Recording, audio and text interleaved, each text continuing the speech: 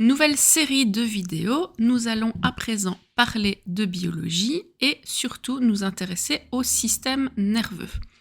Première partie, nous allons parler de l'organisation générale du système nerveux. Tout d'abord, petit rappel, qu'est-ce qu'un système? Un système, c'est un ensemble d'organes, de tissus, de cellules, etc. qui vont accomplir une fonction commune, une fonction spécifique. On connaît comme système le tégumentaire, le squelettique, le nerveux, le circulatoire, etc., etc. Il y en a plus d'une dizaine à l'intérieur du corps humain. Celui qui va nous intéresser aujourd'hui, c'est donc le système nerveux, le chef d'orchestre. Le système nerveux est responsable de la coordination de nos actions avec l'environnement, nous permet de réagir, d'interagir avec les autres, etc. Notre système nerveux est composé de deux grandes parties. Le système nerveux central, qui est composé de l'encéphale, cerveau, cervelet, et de la moelle épinière, qui est protégée par notre colonne vertébrale. On l'appelle système nerveux central, puisqu'il se situe au centre, au milieu du corps. Le système nerveux central est protégé par des os, la boîte crânienne donc pour l'encéphale, et la colonne vertébrale pour la moelle. Quels sont les rôles du système nerveux central ? Eh bien, il va recevoir les informations, donc un rôle de réception.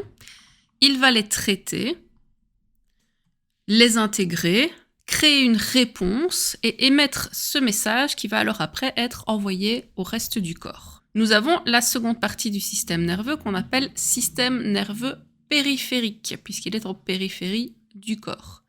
Il est constitué donc des nerfs que l'on peut retrouver partout dans le corps. Vous en voyez ici dans les bras, le torse, les jambes, etc. Donc on en retrouve vraiment partout. À quoi servent les nerfs ? Eh bien eux, ils vont envoyer les messages du cerveau à tous les organes, à tous les tissus. Et ils vont aussi réceptionner les messages que le corps reçoit pour les faire remonter au système nerveux. Les nerfs, ce sont les petits organes un peu blanchâtres que l'on retrouve donc partout dans le corps et qui vont transmettre des signaux nerveux, des signaux électriques à l'ensemble du corps. Le nerf, c'est un regroupement d'axones. On voit donc les axones qui sont donc les prolongements des cellules nerveuses.